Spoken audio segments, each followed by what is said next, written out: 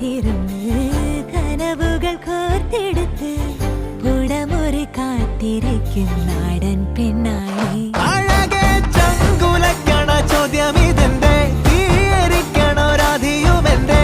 നമ്മൾ രണ്ടും രണ്ടായെന്നാൽ ലോകം തീരില്ലേ.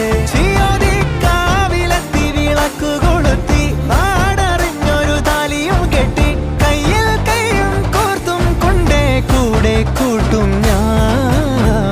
മഴവിൽ ചന്തമേ നീയൻ സ്വന്തമേ, തന്താനേ തന്താനേ തന്താനന്താനേ.